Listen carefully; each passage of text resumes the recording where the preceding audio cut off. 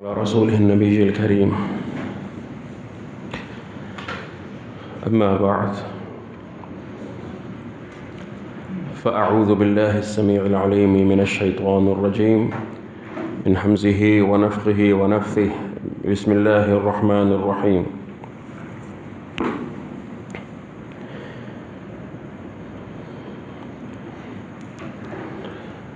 يا معشر الجن والإنس إن استطعتم أن تنفذوا من أقطار السماوات والأرض فانفذوا لا تنفذون إلا بسلطان فبأي آلاء ربكما تكذبان.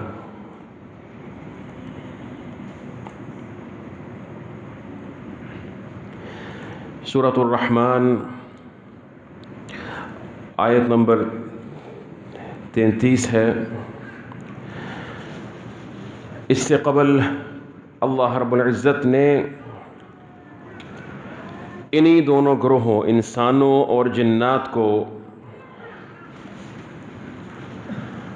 بطور وعید یہ فرمایا سنفرغ لکم ایھا الثقلان، عن قریب ہم فارغ ہوں گے تمہارے لیے. اور اب یہاں پر براہ راست خطاب ہے جنات کو اور انسانوں کو. یا معشر الجن والانس، اے جن و انس کی جماعت. معشر مفعل کے وزن پر ہے. ایسی جگہ جو ایک بڑی کثیر و تعداد یعنی بہت سے افراد جہاں پر موجود ہوں اور مل جل کر رہتے ہوں، اکٹھے رہتے ہوں اختلاط کی حالت میں، اس کو معشر بولتے ہیں. جس میں عشر کا لفظ موجود ہے، یعنی کئی دہائیاں اس میں آ جاتی ہیں، بہت سے لوگ ہیں. یا معشر الجن والانس، اور یہاں پر ان دونوں کو خطاب ہے چونکہ یہ دونوں بڑی جماعتیں بھی ہیں اور دونوں کی ایک خاص اہمیت بھی ہے، کیونکہ یہ شریعت کے مخاطبین میں سے ہے. شریعت ان سے خطاب کرتی ہے اور یہ اللہ رب العزت کو اپنے اعمال کا حساب دینے والے ہیں، تو اس لیے ان کا ایک خاص وزن ہے باقی مخلوقات کے مقابلے میں. اسی لیے ان کو الثقلان یا الثقلین بھی کہا. تو فرمایا ان استطاعتم، اگر تم طاقت رکھتے ہو، استطاعت رکھتے ہو، قدرت رکھتے ہو، ان تنفذوا، کہ تم نکل جاؤ، من اقطار السماوات والارض، آسمانوں اور زمین کے اقطار سے. فانفذوا، تو نکل جاؤ. امر ہے لیکن یہ تعجیز کے لیے ہے، بجا لانے کے لیے نہیں ہے، عاجز کرنے کے لیے ہے. اور یہ مقام جو ہے وہ چیلنج کا مقام، تحدی ہے، چیلنج ہے. اس میں اللہ سبحانہ و تعالیٰ کی طرف سے دعوت ہے. اگر تم میں یہ استطاعت ہے کہ تم آسمانوں اور زمین کے اقطار سے نکل سکتے ہو تو نکل جاؤ. اقطار سے کیا مراد ہے؟ عمومی ترجمہ اس کا کیا جاتا ہے کہ کنارے، آسمانوں اور زمین کے کنارے. لیکن اس کا جو درست مفہوم ہے وہ یہ ہے کہ زمین یا آسمان کے ایسے گوشے، ایسی جگہیں جو باقی، یعنی آسمان کے ایسی جگہیں جو باقی آسمان سے ذرا ہٹ کر ایک گوشے کی شکل اختیار کر لیتے ہیں. ایسے قطعات کہ جہاں سے جو کنارے کی شکل میں بھی ہیں لیکن ایک مستقل جگہ بھی ہے.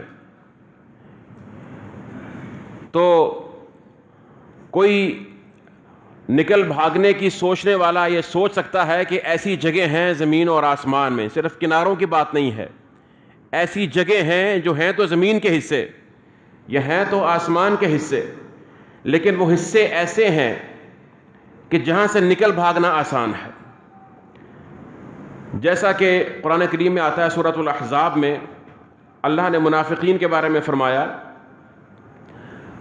کہ وَلَوْ دُخِلَتْ عَلَيْهِمْ مِنْ أَقْطَارِهَا ثُمَّ سُئِلُوا الْفِتْنَةَ لَآتَوْهَا وَمَا تَلَبَّثُوا بِهَا إِلَّا يَسِيرًا کہ غزوہ احزاب کے موقع پر جب بہت سے لشکر جمع ہو کر مدینہ پر حملہ آور ہو گئے تو ایک خندق کھودی گئی اور مدینہ شہر کی مختلف جگہیں کچھ ایسی تھیں کہ جہاں سے داخل ہونا ممکن ہو سکتا تھا. تو اللہ فرماتے ہیں کہ یہ منافقین جو مسلمانوں کی صفوں کے اندر موجود ہیں، لو دخلت علیہم من اقطارها، اگر مدینے کے ان گوشوں سے، ان جگہوں سے ان پر داخل ہوا جاتا کفار مشرکین کی طرف سے، ثم سئلوا الفتنة، تو پھر ان کو کفر کی دعوت دی جاتی، لآتوها، تو یہ اسے قبول کر لیتے. تو یہ کمزور گوشے اور کنارے، صرف کنارہ نہیں ہے، کمزور جگہیں جو ہیں تو آسمان کا حصہ یا زمین کا حصہ، لیکن اس سے کچھ منفصل ہیں کہ وہاں سے نکل بھاگنا آسان معلوم ہوتا ہے. سمجھ گئے ہیں نا بات؟ فرمایا تم اگر سمجھتے ہو کہ ایسی جگہ ہیں، من اقطار، قطر کی جمع اقطار، کہ تم وہاں سے نفوذ کر سکتے ہو. نفوذ کا مطلب کیا ہے؟ اس کے دو مفاہیم کیے ہیں مفسرین صحابہ نے اور اسی طرح سے پھر ائمہ تابعین نے. ایک تو یہ ہے کہ اس کا مفہوم جو کہ واضح ہے کہ نکل بھاگنا، نکل بھاگنا، ایک شے دوسری شے میں سے نفوذ کر جائے، اس سے آر پار ہو جائے، نکل جائے. پھر یہ نفوذ یا نفاذ جو ہے یہ اسی طرح سے کسی حکم کے نافذ کرنے کے معنی کے اندر بھی آتا ہے کہ اس کو نافذ کر دینا، اس کا نفاذ ہو جائے. قول کے معنی کے اندر بھی آتا ہے، اور اس طرح سے پھر نفوذ کر جانا، ایک جگہ سے منتقل ہو کر دوسری جگہ پر چلے جانا، اس سے آر پار ہو جانا، نفوذ کر جانا. تو ایک معنی تو یہ ہے جو ہم عام سنتے ہیں. دوسرا مطلب جو ابن عباس رضی اللہ تعالیٰ عنہ اور دوسرے صحابہ کرام سے منقول ہے وہ یہ ہے، وہ کہتے ہیں کہ ان استطعتم ان تعلموا ما فی السماوات والارض فاعلموه لن تعلموه الا بسلطان، یعنی البینہ من اللہ جل ثناؤہ، کہ اگر تم میں استطاعت ہے کہ تم جان لو، علم حاصل کر لو. یہ بھی نفوذ کی ایک قسم ہے کہ تمہارے علمی احاطے میں آ جائے جو کچھ کے زمین و آسمان کے اقطار میں ہے، کہ تم سب کچھ جان لو. تو جاننے کی کوشش کر کے دیکھ لو. تم نہیں جان سکتے الا بسلطان، مگر سلطان کے ساتھ. ابھی سلطان پر آتے ہیں کہ سلطان کیا چیز ہے. اگر پہلا معنی مراد لیا جائے کہ تم اگر طاقت رکھتے ہو کہ زمین و آسمان، آسمانوں اور زمین کے اقطار سے نکل جاؤ تو نکل جاؤ، نہیں نکلو گے مگر سلطان کے ساتھ. تو سلطان کے بھی پھر دو معنی ہیں، سمجھئے. نکل بھاگنے کا معنی کیا جائے تو سلطان کا معنی ہوگا غلبہ اور قدرت. سلطہ، سلاطہ، قدرت، طاقت، غلبہ، کہ انسان یہ کام کر لے. اگر علم کے معنی میں لیا جائے تو سلطان کا معنی ہوگا حجت اور بیان، دلیل. اور یہ دونوں معنی سلطان کے قرآن کریم اور احادیث سے ثابت ہیں. لغت کے اندر یہ دونوں مفاہیم موجود ہیں. اللہ نے اپنے رسول کو یہ دعا سکھائی ہے، وَقُلْ رَبِّ أَدْخِلْنِي مُدْخَلَ صِدْقٍ وَأَخْرِجْنِي مُخْرَجَ صِدْقٍ وَاجْعَلْ لِي مِن لَّدُنْكَ سُلْطَانًا نَصِيرًا. کہ اللہ سے دعا مانگیے، اور اس دعا میں ایک حصہ یہ ہے کہ وَاجْعَلْ لِي مِن لَّدُنْكَ سُلْطَانًا نَصِيرًا، کہ اللہ مجھے آپ اپنی جانب سے، اپنی طرف سے عطا فرمائیے سلطان نصیر، ایسی دلیل، ایسی حجت جو غالب آ جانے والی ہو، میری مدد کرے میرے دشمنوں کے مقابلے میں. ٹھیک ہے. یا اس سے کچھ علماء نے کہا کہ سلطان سے مراد ایسی قوت، ایسی مملکت ہے کہ جس کے ذریعے میں اسلام کو غالب کر دوں. دونوں معنی یہاں پر درست ہیں. کسی نے پہلے کو ترجیح دی، کسی نے دوسرے کو. جس نے کہا کہ یہاں پر مراد سلطنت یا حکومت ہے، سلطان سے مراد، اس نے کہا کہ اس سے پہلے پڑھیں کیا ہوا. اس سے پہلے یہ ہے کہ یہ کفار اور مشرکین آپ کو یہاں سے نکال دیں گے، آپ کی جگہ سے، مکہ سے.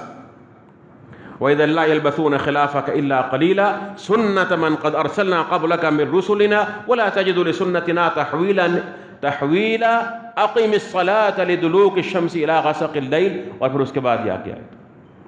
تو انہوں نے کہا کہ یہاں پر حکومت اور جو طاقت ہے وہ معنی کرنا زیادہ، دونوں معنی ہیں. اللہ رب العزت نے اس دین کو بھیجا ہے اپنے نبی کریم صلی اللہ علیہ وسلم کے ذریعے. کیوں؟ لِيُظْهِرَهُ عَلَى الدِّينِ كُلِّهِ، کہ وہ تمام ادیان پر غالب آ جائے. تو آپ دیکھیں گے کہ یہ دین جو ہے یہ ہر دور میں غالب رہا ہے. دونوں میں سے ایک غلبہ ضرور اس دین کے حصے میں آتا ہے، یا حجت اور بیان کا غلبہ ہوگا یا سلطنت و حکومت کا سیاسی غلبہ ہوگا. کامل غلبہ تو یہ ہے کہ سیاسی غلبہ بھی ہو جائے، پوری دنیا میں مسلمان سیاسی طور پر بھی غالب آ جائیں، جو کہ آج ہماری بدعمالیوں کی بنا پر نہیں ہے، اور پوری دنیا میں مسلمان جو ہے وہ ذلت کا شکار ہیں. لیکن اس کے باوجود جو اہل حق ہیں ان کے پاس ایک غلبہ موجود ہے، اور وہ کیا ہے؟ حجت اور بیان کا غلبہ، دلیل کا غلبہ، جس کو کوئی کافر آج تک توڑ نہیں سکا ہے، اس کا مقابلہ نہیں کر سکا ہے. اس لیے دنیا میں سب سے زیادہ قبول کیے جانے والا دین اسلام ہے. لا تنفذون الا بسلطان، ہرگز نہیں نکلو گے مگر سلطان کے ساتھ. اب کچھ لوگوں نے اس کا معنی یہ کیا، انہوں نے کہا کہ دیکھو اللہ فرماتے ہیں کہ تمہارے پاس اگر طاقت ہوگی تو نکل جاؤ گے، تو ہم نے وہ طاقت، وہ غلبہ حاصل کر لیا. وہ کیا ہے جی؟ کہتے ہیں وہ غلبہ یہ ہے کہ زمین سے باہر نکلنے کے لیے ہمیں جو کش ثقل ہے، گریویٹیشنل فورسز ہیں، ان پر غالب آنا ہوتا ہے. تو انسان کے پاس وہ طاقت آ چکی ہے تو وہ اس سے باہر نکل جاتا ہے، تو وہ اقطار السماوات والارض سے باہر نکل گیا. یہ بجائے خود ایک مزہ کا خیز جو ہے وہ ایک سٹیٹمنٹ ہے. پہلی بات تو یہ ہے کہ یہ بیچارے پہلے آسمان تک بھی نہیں گئے. یہاں پر ذکر ہے اور پہلے آسمان کا ذکر ہے، ان تنفذوا من اقطار السماوات والارض، کہ آسمانوں اور زمین کا جو اقطار ہیں، یہ زمین و آسمان کے درمیان جو خلا ہے اس میں گھوم رہے ہیں. جو پہلے آسمان تک نہ جا سکے، جیسا کہ رسول اللہ صلی اللہ علیہ وسلم نے فرمایا کہ ثم انطلقنا حتى اتينا السماء الدنيا فاستفتح جبریل، کہ معراج کی رات جو ہے وہ ہم جب آسمان کی طرف گئے تو سب سے پہلے ہم آسمان دنیا پر گئے، جس کے دروازے کھولنے کے لیے جبریل نے کہا. تو یہ آسمان دنیا تک بھی نہیں پہنچے ہیں، خلا میں گھوم رہے ہیں. اور پتہ نہیں وہاں پر کچھ پتھر وغیرہ ہوں گے جہاں پر یہ جاتے ہیں اور کہتے ہیں ہم نے فلاں سیارے کو مسخر کر لیا، فلاں کو مسخر. میں اس ڈیبیٹ میں نہیں پڑھنا چاہتا، یہ بڑی کنٹروورشل سی ڈیبیٹ ہے کہ ناسا کی جو باتیں ہیں ساری اس پر کس حد تک اعتقاد رکھنا چاہیے یا نہیں. سائنٹیفکلی بہت سی باتیں ہیں، ہمارا اس وقت موضوع نہیں ہے. مختصر بات یہ ہے کہ پھر آسمان کو چھوڑ یہ زمین کے اقطار سے باہر بھی نہیں گئے ہیں، اس لیے کہ جو کچھ بھی آسمان میں یہ سفر کرتے ہیں، ان کے پاس شٹلز ہیں، جو بھی چیزیں ہیں، اس کا جو کنٹرول ہے، ان کے جو اسٹیشنز ہیں، وہ کہاں پر ہوتے ہیں؟ وہ زمین میں ہیں. جیسے ایک زمین میں ایک شخص بیٹھا ہوا پتنگ اڑاتا ہے اور زمین سے اس کے پاس ڈوری ہے، وہ کہے جی میں دیکھو زمین سے باہر نکل گیا یا میری پتنگ باہر نکل گئی، ایسی بات اور کچھ بھی نہیں ہے. کیونکہ میں نے کچھ نہ کچھ سائنسز پڑھی ہوئی ہیں، سیٹلائٹ کمیونیکیشن کو جانتا ہوں، مجھے پتا ہے کہ کیا ہوتا ہے، کس طرح سے ساری کمیونیکیشن ہوتی ہے. اگر واقعی زمین کی اقطار سے باہر نکلنا ہے تو اپنا سارا کچھ یہاں سے اٹھاؤ اور جاؤ باہر، پھر دیکھتے ہیں. اور وہ ان کے لیے ممکن نہیں ہے، کیونکہ وَلَكُمْ فِي الْأَرْضِ مُسْتَقَرٌّ وَمَتَاعٌ إِلَىٰ حِينٍ، اللہ نے فیصلہ فرما دیا ہے، تو یہ ممکن نہیں ہے. ہم اس کو علی وجہ البصیرت کہہ سکتے ہیں، ٹھیک ہے. تو لا تنفذون الا بسلطان فبأي آلاء ربكما تكذبان. پھر کچھ علماء نے یہاں پر کہا، اب تفسیری پہلو سے ذرا آ جائیں اس آیت پر. انہوں نے کہا کہ یہ جو چیلنج جہاں پر اللہ سبحانہ و تعالیٰ ارشاد فرما رہے ہیں، اس کا تعلق دنیاوی ان حالات یا دنیا کے وقت سے نہیں ہے، بلکہ یہ قیامت کے وقت کی بات ہے. یعنی پہلے تو میں نے دنیا کے حوالے سے عرض کر دیا، اگر ہم آج اپنے اس حوالے سے بات کریں تو یہ ہے. وہ کہتے ہیں کہ اگر آپ سیاق پہ غور کریں، سنفرغ لکم ایھا الثقلان، اس میں اللہ نے اشارہ فرمایا ہے کہ حساب قریب ہے تمہارا. پھر فرمایا کہ یا معشر الجن والانس، اس میں جو خطاب ہے نا یہ ڈانٹ والا خطاب ہے، اور اس میں خطاب اگرچہ عام ہے تمام جنوں اور انسانوں کے لیے، لیکن نکل بھاگنے کی کوشش کون کرتا ہے یا کون کرے گا قیامت کے روز؟ جو مجرم ہوں گے. انشقت السماء فہی واہیہ والملک علی ارجائها. قرآن میں آتا ہے اسی طرح کی آیت ہے کہ آسمان پھٹ جائے گا، اور جب آسمان پھٹ جائے گا تو اللہ کے جو ملائکہ ہیں وہ اس کے کناروں پر ہوں گے اور محافظ بن کر کھڑے ہوں گے. اس وقت یہ مجرم وہاں سے بھاگنے کی کوشش کریں گے، خاص طور پر جنات، کہ آسمان پھٹا ہے، اب اللہ کا عذاب ہے. والملک علی ارجائها ويحمل عرش ربك فوقهم يومئذ ثمانیہ وجاء ربك والملك صفا صفا وجيء يومئذ بجہنم. یہ قیامت کے مناظر ہیں. جب اللہ فیصلہ فرمانے کے لیے آئیں گے، جہنم لائی جائے گی تو یہ مجرم بھاگے گا، لیکن فرشتوں کے پہرے ہوں گے جو ان پر کوڑے برسائیں گے تو یہ بھاگ نہیں سکیں گے. انی اخاف علیکم یوم التناد یوم تولون مدبرین ما لکم من اللہ من عاصم. قرآن میں آتا ہے کہ یہ وہ دن ہے جب یہ ایک دوسرے کو مدد کے لیے پکاریں گے یا فرار ہونے کی کوشش کریں گے، لیکن بھاگنے کی جگہ نہیں ملے گی. فرمایا کہ لا اقسم بیوم القیامت ولا اقسم بالنفس اللوامہ ایحسب الانسان ان لن نجمع عظامہ بلا قادرین علی ان نسوی بنانہ بل يريد الانسان ليفجر امامه يسأل ایان یوم القیامہ فاذا برق البصر وخسف القمر وجمع الشمس والقمر یقول الانسان یومئذ این المفر. بھاگنے کی جگہ کہاں پر، کہاں بھاگ کر جاؤں، بھاگ نہیں سکیں گے.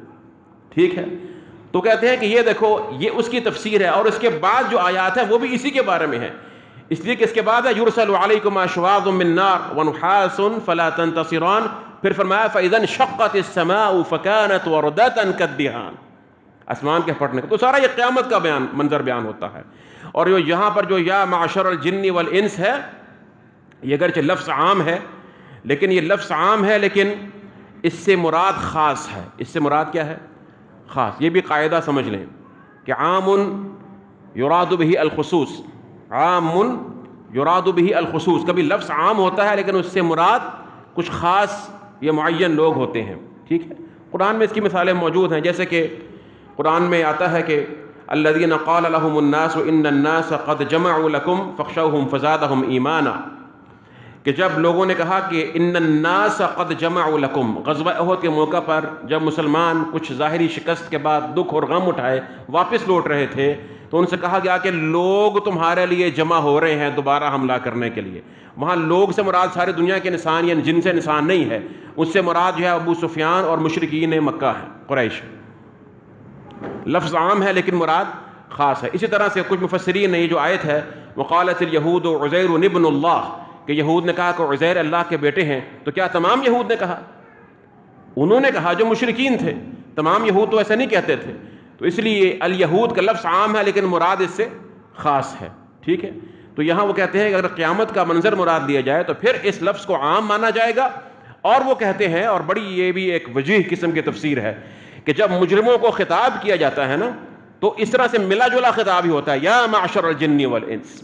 جیسے فرمایا کہ یا معشر الجن قد استکثرتم من الانس، وہاں پہ خاص قیامت کا ذکر ہے کہ ویوم یحشرہم جمیعا یقول، اس طرح کے الفاظ ہیں.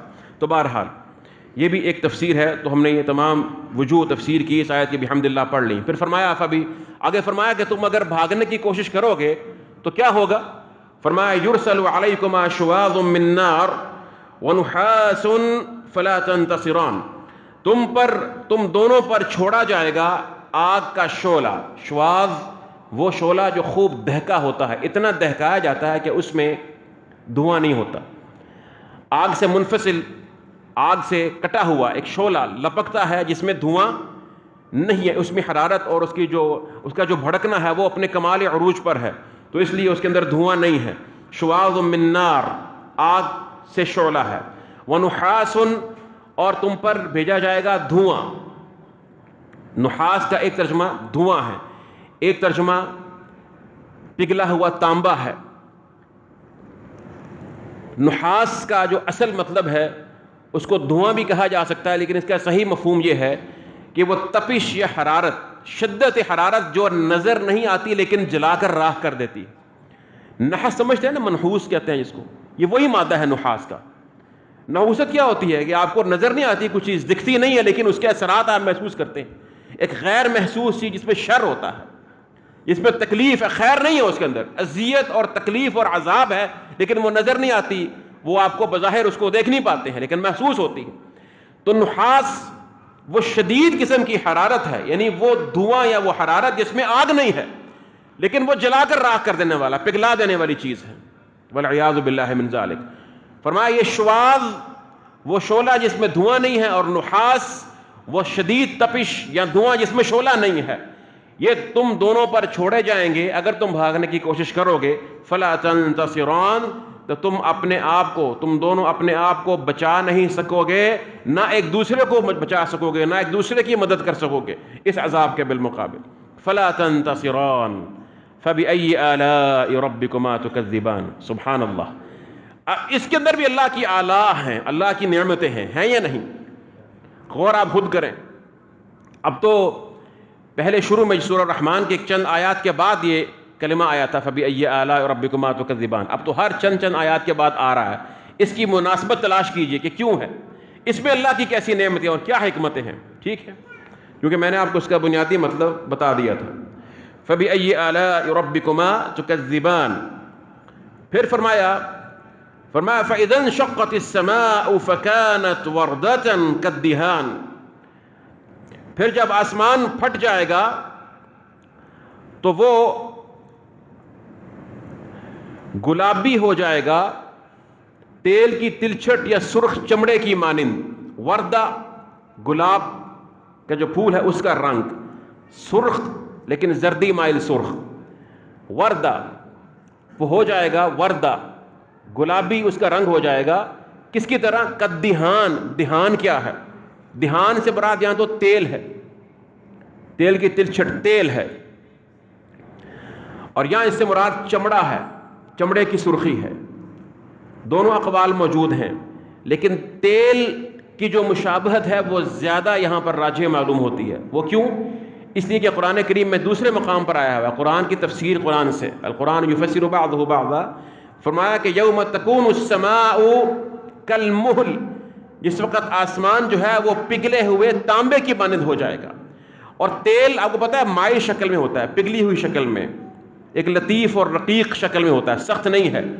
تو یہ تشبیہ زیادہ مناسب ہے کہ آسمان واقعی ایسے ہو جائے گا کہ اپنی صلابت اور جو بظاہر دیکھنے میں اس کا جو ٹھوس پن نظر آتا ہے یہ ختم ہو جائے گا، سرخ ہو جائے گا شدید تپش کے ساتھ، جس طرح تیل ہوتا ہے ابلتا ہوا تیل، اور اس کا رنگ اور اس کی کیفیت جس طرح سے پگھلا ہوا تیل ہوتا ہے اس طرح سے ہو جائے گا، والعیاذ باللہ من ذالک۔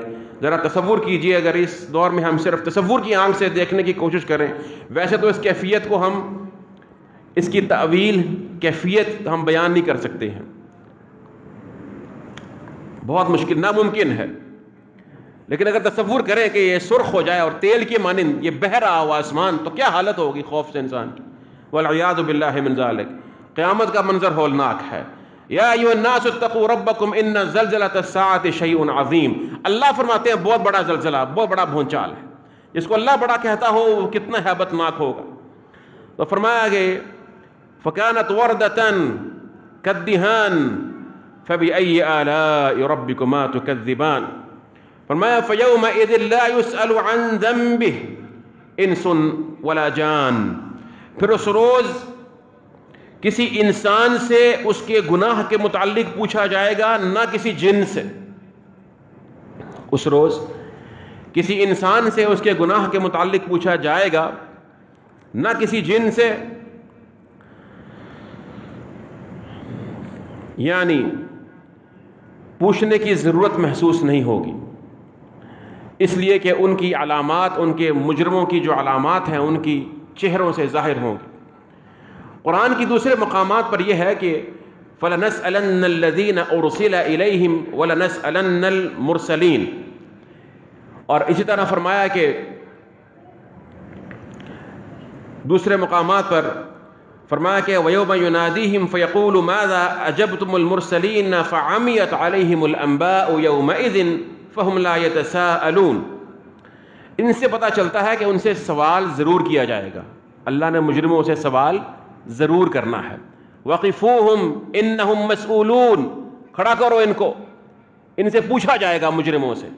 یہ قرآن کی مختلف آیات میں ہے کہ ان سے سوال کیا جائے گا یا پوچھا جائے گا. جبکہ یہاں پر ہے کہ فَيَوْمَئِذٍ لَا يُسْأَلُ عَنْ ذَنبِهِ إِنسٌ وَلَا جَانٌ، کہ پھر اس روز کسی بھی انسان سے اس کے گناہ کے متعلق نہیں پوچھا جائے گا، نہ کسی جن سے. تو ان دونوں میں تطبیق کیا ہے؟ تو اصل میں پھر علماء مفسرین نے یہاں پر بیان کیا قرآن کریم کے سیاقات کو دیکھتے ہوئے، اور یہ صحیح بیان کیا. وہ کہتے ہیں کہ سوال کی دو قسمیں ہیں.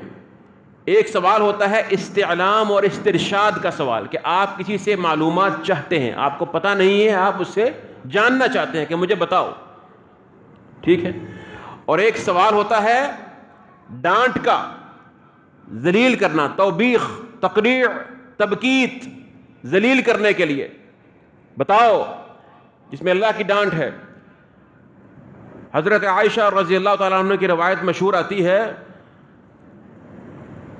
اللہ کے رسول نے جب فرمایا کہ لیس احد یحاسب الا ہلک، کہ کوئی بھی ایسا نہیں ہے کہ جس سے جب محاسبہ کیا جائے، سوال کیا جائے گا، مگر وہ ہلاک ہو جائے گا. تو عائشہ کہنے لگی یا رسول اللہ الیس اللہ یقول حسابا یسیرا، کہ اللہ نے یہ نہیں فرمایا کہ حساب یسیرا ہوگا، آسان حساب ہوگا، جبکہ آپ فرما رہے ہیں کہ جس سے بھی حساب ہوا وہ برباد ہو گیا، ہلاک ہو گیا. تو آپ نے فرمایا قال ذلک العرض، کہ عائشہ یہ جو حسابا یسیرا ہے نا، یہ سوال کرنا نہیں ہے، یہ صرف اس کے اعمال کو، نیک شخص کے اعمال کو پیش کر دینا ہے کہ تو نے یہ کیا تھا. وہ اعتراف کرے گا کہ ہاں اللہ مجھ سے غلطی ہوئی، اللہ اس کو معاف کر دے. دنیا میں پردہ ڈالا تھا، آج اس کے گناہوں کو معاف کر دیا. فرمایا ولکن من نوقش الحساب ہلک، لیکن جس سے حساب میں سختی کر دی گئی، پوچھ لیا گیا کہ فعلت کذا و کذا ولما فعلت، کیوں کیا تھا، برباد ہو گیا، ہلاک ہو گیا. تو یہ سوال جس کا ذکر ہے، جس کا اثبات ہے کہ یہ سوال کیا جائے گا، وہ سوال ان کو ذلیل کرنے کے لیے ہے. فَوَرَبِّكَ لَنَسْأَلَنَّهُمْ أَجْمَعِينَ، تیرے رب کی قسم ہے اے نبی، ہم ان سب سے ضرور سوال کریں گے، پوچھیں گے ان کو. یہ اللہ کی دھمکی ہے ان کو ان کو ذلیل کرنے کے لیے. لیکن اس سے مراد یہ نہیں کہ اللہ کو ان کے گناہوں کا علم نہیں ہے، اس لیے پوچھ رہے ہیں کہ کیا جرم کیے ہیں، یا ان کو سزا و جزا دینے کے لیے ان کے گناہوں کا دریافت کرنا، ان سے اللہ اس کے والعیاذ باللہ محتاج ہے، ایسی کوئی چیز نہیں ہے. ٹھیک ہے، تو یہ مراد دونوں طرح کے سوال، سوال استرشاد اور سوال توبیخ و تبکیت. لا یسأل عن ذنبہ انس ولا جان، اور پھر آگے اس کی وضاحت بھی آ گئی کہ سوال کیوں نہیں کیا جائے گا. فرمایا سوال اس لیے نہیں کیا جائے گا کہ یعرف المجرمون بسیماہم فیؤخذ بالنواصی والاقدام، مجرموں کو ان کی علامت سے پہچان لیا جائے گا، مجرموں کو ان کی علامت سے پہچان لیا جائے گا، پھر پکڑا جائے گا پیشانی کے بالوں سے اور قدموں سے. مجرموں کی علامت کیا ہوگی قیامت کے روز؟ قرآن کریم میں علامات مذکور ہیں. فرمایا یوم تبیض وجوہ وتسود وجوہ، کہ اس روز کچھ چہرے روشن ہوں گے، سفید ہوں گے، اور کچھ چہروں پر سیاہی ہو. فرمایا کہ ترحقها قطر، اور کہیں فرمایا کہ انما اغشیت وجوہہم قطعا من اللیل مظلما اولئک اصحاب النار، سیاہ رات کی مانند جو ہے سیاہی ان کے چہروں پر چھائی ہو، چہرے سیاہ ہوں گے. تسود وجوہ، سیاہ چہرے. اور کہیں فرمایا کہ نحشر المجرمین یومئذ زرقا، ہم مجرموں کو قیامت کے روز اکٹھا کریں گے، جمع کریں گے اس حالت میں کہ نیلے ہوں گے.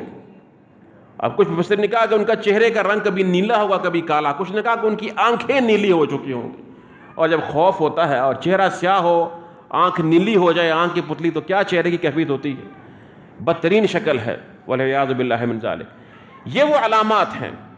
یعرف المجرمون بسیماہم، سیما یہ سیوما تھا واو سے، خاص طرح کی علامت، فعلا کے وزن پر. فعل کا جو وزن آتا ہے نا عربیت میں، یہ خاص کیفیت پر دلالت کرتے ہیں. جلست جلست العالم، میں بیٹھا عالم کے انداز سے بیٹھنا، خاص عالم کا جو انداز ویسے بیٹھ، فعلا. ٹھیک ہے. سیما خاص علامت ہوگی. اللہ اکبر. ان کی علامتیں چہروں کی سیاہی ہے اور آنکھوں کی نیلاہٹ ہے. یہ چہروں پر ان کے جو ہے وہ اس قسم کی علامات ہیں، ذلت کی علامات ہیں. اور اہل ایمان کے چہروں پر دنیا میں کیا علامات ہوتی ہیں ذرا سننا ہے تو اللہ کا قرآن پڑھیے. فرمایا محمد الرسول اللہ والذین معہ اشداء علی الکفار رحماء بینہم تراہم رکعا سجدا. اللہ اکبر. کہ محمد الرسول اللہ صلی اللہ علیہ وآلہ وسلم کے جو ساتھی ہیں، صحابہ ہیں، وہ رکوع و سجود کی حالت میں آپ ان کو دیکھتے ہیں کہ وہ اسی حالت میں رہتے ہیں. اور فرمایا کہ سیماہم فی وجوہہم من اثر السجود، یہ سجدوں جو کثیر سجدے کرتے ہیں اس کی بنا پر ان کے چہروں پر ایسی روشن علامتیں ہیں، ایسا نور ہے کہ چہروں سے پہچانے جاتے ہیں کہ یہ ہے اللہ کا بندہ، اللہ کا عابد ہے.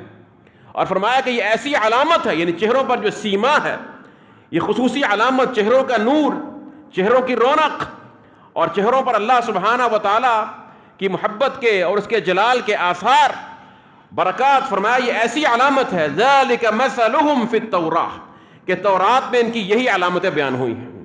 ان علامتوں کو دیکھ کر اندازہ کرتے ہیں کہ یہ ہے اللہ کے رسول کے صحابہ. تو دنیا میں آج بھی یہ ماتھا زمین پر رگڑ کر یا پتھر کے ساتھ کسی گرم چیز کے ساتھ ماتھے پر محراب بنا کے جلا کر نشان لگانے سے کچھ نہیں ہوتا. یہ نہیں ہے سیما.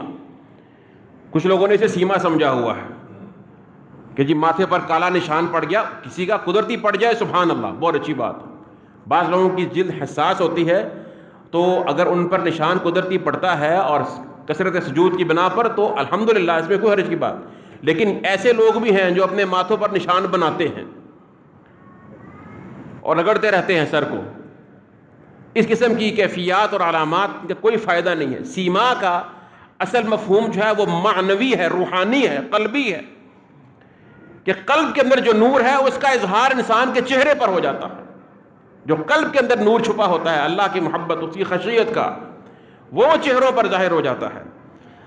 فرمایا کہ یعرف المجرمون بسیماہم فیؤخذ بالنواصی، پھر پکڑا جائے گا پیشانی کے بالوں سے. قصاص الشعر، ناصیہ کی جمع نواسی. یہ جو آپ کے بال سر کے سامنے میں جہاں سے اگتے ہیں نا، یہ ہے حصہ وہ ناصیہ. اور پھر اسی طرح سے ناصیہ اگر ہم نون صاد واو سے لیں تو اس کا مفہوم یہ ہے کہ جو انسان کے جسم کا جو اعلیٰ حصہ ہے، اشرف، جو باہر نکلا ہوا ہے. اگر نون صاد یا سے لیں تو پھر بھی اس کا مطلب یہ ہے کہ بہترین حصہ، بہترین مقام. دونوں اعتبار سے یہ پیشانی بنتی ہے. اور پھر یہ سامنے کے بال جہاں سے اگتے ہیں وہ جگہ ہے. اس کا ذکر قرآن کریم میں کئی مقامات پر آیا ہے مجرموں کے حوالے سے.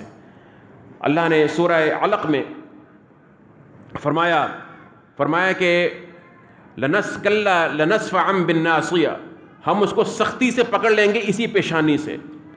ناصیۃ کاذبۃ خاطئہ، یہ وہ گناہگار جھوٹ بولنے والی جو ہے وہ پیشانی ہے.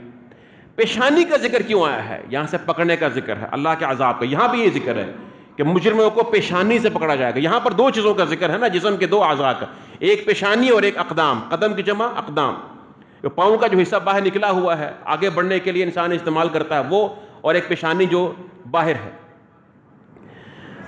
جدید سائنس نے یہ ثابت کیا ہے.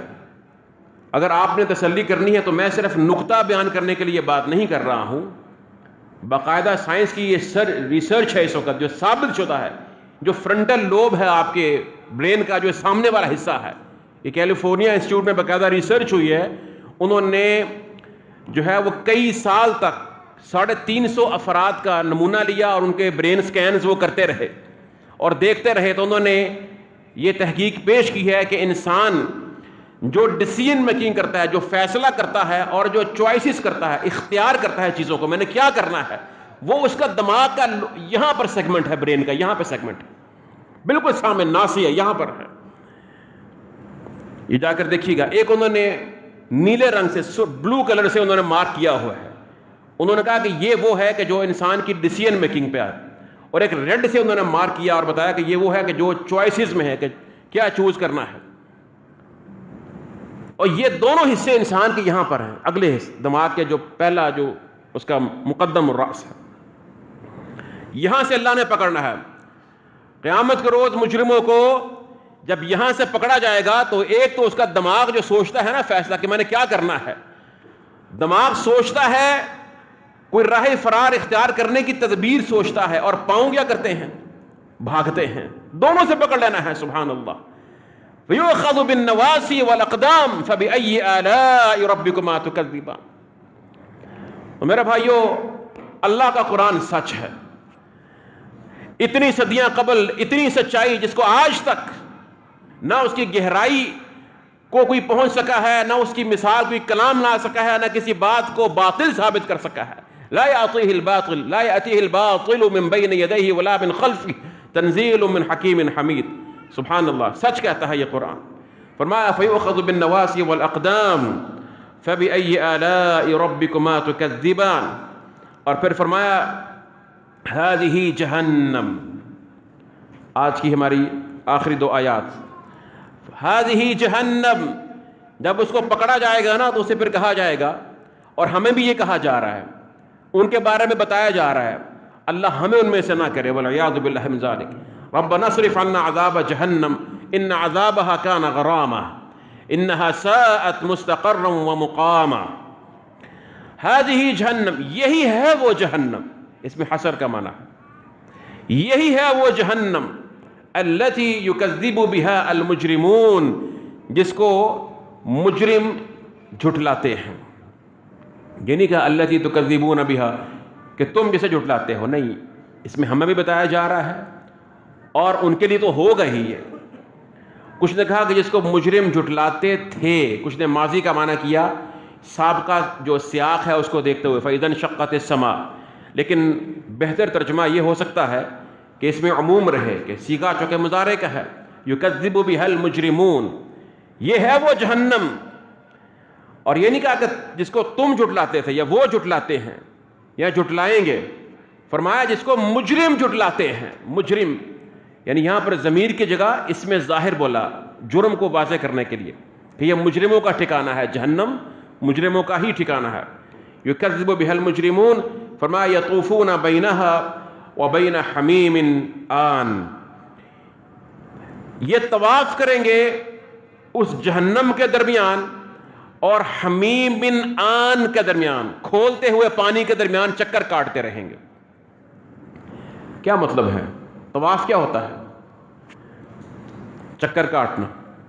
اور دو مکان ہیں، دو جگہ ہیں، ان کے درمیان چکر کاٹنے کو بھی طواف کہتے ہیں. صفا اور مروہ کو جو سعی ہے اس کو طواف بھی کہہ دیتے ہیں. ٹھیک ہے، قرآن میں آتا ہے کہ نہیں آتا؟ ان الصفا والمروۃ من شعائر اللہ فمن حج البیت او اعتمر فلا جناح علیہ ان یطوف بہما. یہ چکر کاٹتے رہیں گے جہنم کے درمیان اور حمیم آن. یہ آن کیا چیز ہے؟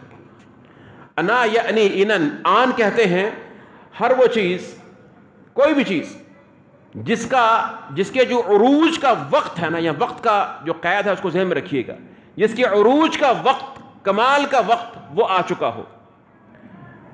اللہ نے اہل ایمان کو ادب سکھایا، فرمایا کہ یا ایھا الذین آمنوا لا تدخلوا بیوت النبی الا ان یؤذن لکم الی طعام غیر ناظرین اناہ، کہ اہل ایمان تم نے اللہ کے رسول کے گھر میں بغیر اجازت کے داخل نہیں ہونا ہے. ہاں اگر تمہیں کھانے کی دعوت دی جائے تم داخل ہو سکتے ہو، لیکن یہ نہیں کرنا ہے کہ دعوت دینے کے وقت سے پہلے پہنچ جاؤ اور غیر ناظرین اناہ، کھانے کے پکنے کا انتظار کرتے رہو. اناہ جب کوئی چیز اپنی عروج پر آ جائے، اس کا وقت، کسی بھی چیز کے پکنے کا، اس کے اپنے عروج پر پہنچنے کا جو وقت ہو جائے اس کو بولتے ہیں اناہ. ٹھیک، قرآن میں آتا ہے الم یأن الذین آمنوا الم یأن الذین آمنوا ان تخشع قلوبهم لذکر اللہ. کیا ابھی اہل ایمان کے لیے یہ وقت نہیں آیا کہ ان کا دل اللہ کی خشیت سے کانپ جائے؟ وقت کی بات ہو رہی ہے. حمیم آن وہ کھولتا ہوا پانی ہے جس کا وہ وقت آ چکا ہے کہ اپنی انتہا کو پہنچ چکا ہے، اتنا کھول چکا ہے کہ اس کے بعد مزید اس کا کھولنا ممکن نہیں، اس تک وہ پہنچ چکا ہے. یہ اس کے درمیان چکر کاٹیں گے، کبھی جہنم کے درمیان کبھی پانی کے درمیان. جہنم میں ان کو زقوم، وہ کانٹے دار پھل کھلایا جائے گا. جب شدید ان کو بھوک لگے گی تو وہ کھانا کھائیں گے. اور فرمایا اللہ نے کہ جب اس کھانا ان کا اٹکے گا، شدید پیاس لگے گی وہاں سے، کیونکہ وہ ایسا عجیب وہ کانٹے دار پھل ہے کہ جو گلے میں اٹکتا ہے، اس میں حرارت بھی ہے اور تکلیف بھی ہے. پھر یہ پانی کی طرف بھاگیں گے. فرمایا ثم انہم علیہا لشوبا من حمیم. اس زقوم پر یہ بھاگ کر جب پانی کی طرف جائیں گے, جو ان کو پانی نظر آئے گا وہ حمیم آن ہوگا, کھولتا ہوا پانی. لشوبا من حمیم, تو یہ اس پانی کو جب پئیں گے تو وہ اس کے ساتھ زقوم کے ساتھ مکس ہو جائے گا. فرمایا کہ یشوی الوجوہ بئس الشراب, یشوی الوجوہ بئس الشراب وساءت مرتفقا, وہ ان کے چہروں کو بھون دے گا وہ پانی. جب وہ پانی وہاں سے پئیں گے تو پھر اس پانی سے گھبرا کر, اس کی حدت سے, اس کے عذاب سے دوبارہ کہاں بھاگیں گے؟ ثم ان مرجعہم لإلی الجحیم, دوبارہ جہنم کی طرف بھاگیں گے. یہ سورہ صافات کو اگر آپ ساتھ ملائیں اس مقام کو اور اس مقام کو دیکھیں تو آپ کو اس طواف کی سمجھ آتی ہے کہ طواف کیا ہے. یہ جہنم اور کھولتے ہوئے پانی کے درمیان طواف کیا ہے؟ والعیاذ باللہ من ذالک. یطوفون بینہا وبین حمیم آن فبأی آلاء ربکما تکذبان. تو پس پھر تم دونوں اپنے رب کی نعمتوں میں سے کس کس کو جھٹلاؤ گے؟ اب یہاں پر کس نعمت کا ذکر ہے؟ یہ ہم نے کہا تھا کہ اس کا بالکل جو تعیین کے ساتھ معنی ہے وہ نعمت نہیں ہے اعلیٰ, بلکہ اللہ کی قدرت کاملہ کا کامل ظہور ہے جو نعمت کی شکل میں بھی ہے. اور اللہ کی تمام تخلیقات, جو بھی اللہ کی مخلوق ہے, وہ اللہ کی اعلیٰ میں سے ہے. امام ابن تیمیہ رحمہ اللہ فرماتے ہیں کہ اللہ کی جتنی مخلوق ہے وہ اللہ کی حکمت کے تحت ہی وجود میں آئی ہے, اور ایک اعتبار سے اس میں ہمارے لیے ہر طرح کا فائدہ موجود ہے. فائدہ کیا ہے؟ یا اس سے ہم عبرت پکڑتے ہیں. اب یہ جہنم کا وجود کیا ہے؟ یہ عدل, اللہ کا کمال عدل کا ظہور نہیں ہے, اللہ کا عدل نہیں ہے, یقیناً ہے. اور اسی طرح سے کیا اہل ایمان کے لیے اس میں خوف نہیں, تخویف نہیں ہے؟ اور کیا اس کے وجود کی بنا پر وہ اللہ سے جہنم سے پناہ نہیں مانگتے, اللہ کی پناہ نہیں پکڑتے ہیں؟ کیا وہ اللہ سے دعا نہیں کرتے اللہم اجرنی من النار ربنا صرف عنا عذاب جہنم؟ جب اللہ سے وہ یہ دعا کرتے ہیں تو کیا اللہ سبحانہ و تعالیٰ کی جو صفت غفار ہے, صفت غفور ہے, اور اللہ کی صفت رحمان ہے, وہ اس کا ظہور نہیں ہوتا ہے؟ ہوتا ہے یا نہیں ہوتا؟ یہ اللہ کی نعمتیں ہیں, اللہ کے عدل تام وہ اس سے ظاہر ہوتا ہے. یہ تمام اللہ کی آلاء میں سے ہیں, اور اس سے اللہ سبحانہ و تعالیٰ کا دیکھیے جو مسلمان کے لیے مصائب ہیں, اللہ کے رسول نے فرمایا لا يقضي اللہ المؤمن قضاء الا كان خیر اللہ. اللہ مومن کے لیے کوئی فیصلہ بھی فرمائے, اگر اس فیصلے میں مومن کے لیے تکلیف بھی ہے, شر بھی ہے, فرمایا وہ بھی اس کے لیے خیر بن جاتا ہے, کیونکہ وہ اس پہ صبر کرتا ہے, خیر بن جاتا ہے. اور اگر اس کو نعمت ملتی ہے تو وہ شکر کرتا ہے, فکان خیر اللہ, وہ اس کے لیے خیر بن جاتا ہے.